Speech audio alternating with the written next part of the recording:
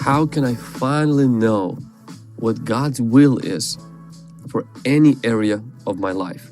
My career, my vocation, job, ministry, marriage, where I should live, and what decisions I could take. You know, listening and knowing God's will for a particular area of your life or a particular season of your life can drastically, dramatically change your life. It's called the leading of the Holy Spirit. How do we discern that? How do we know it's really God? How do we know and receive that? So many changes happened personally in my life because the will of God was revealed, known, faith was birthed, and then I acted on that.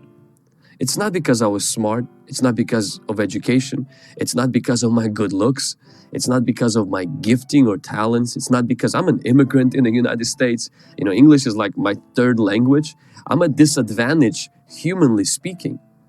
But I've seen changes in my life because of this one thing: knowing God's will and doing God's will. The Bible clearly states that those who do the will of God, are the ones that God favors. And if we say, Lord, Lord, but we don't do His will, then He says, honestly, you're just a bunch of hypocrites.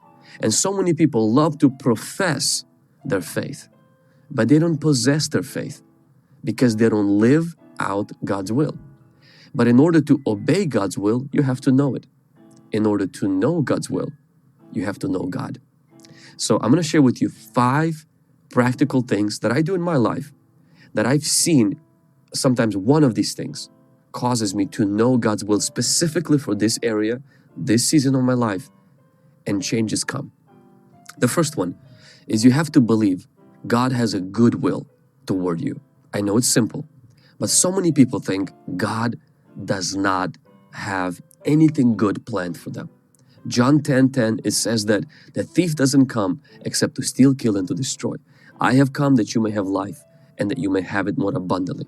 I'm not talking about health, wealth, prosperity gospel. I'm talking about just believing according to Jeremiah 29:11 that God has good thoughts toward you, the thoughts of peace and not of evil, to give you future and the hope.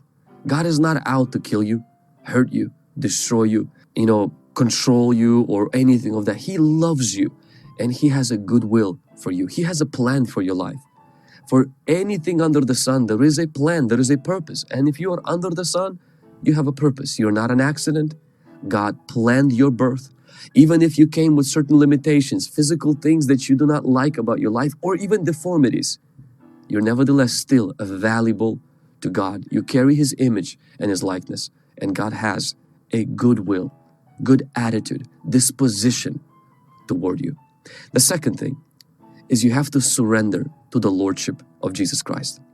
In book of Acts chapter 9 verse 6, when Apostle Paul met Jesus, I love the fact that Paul said this: Lord, what do you want me to do? He called Him Lord. He didn't just call Him a friend like Judas did.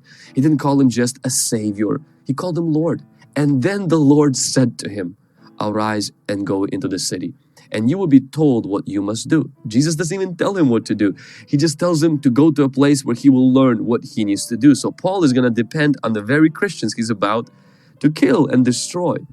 But see, because he submitted to the Lordship of Jesus, he's willing to do whatever the Lord will tell him. Hebrews chapter 10 verse 7, it says, then I said, behold, I have come. In the volume of the book it is written of me, to do your will, O God.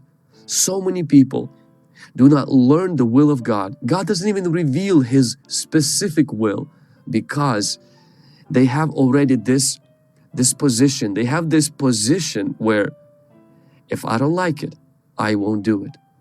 God, don't tell me to do something that will cost me, that will infringe on my liberties, my comfort, and my complacency.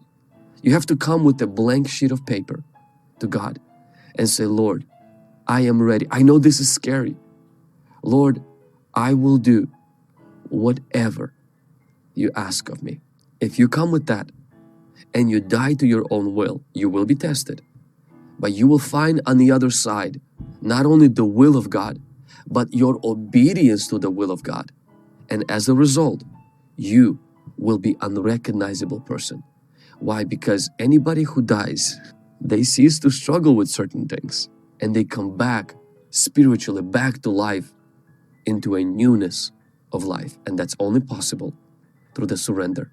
The third thing is you have to renew your mind for God to reveal His will. It says in Romans chapter 12 verses 1 and 2 that once we present our bodies, that we have to be transformed. We don't be conformed, and then be transformed by the renewing of your mind.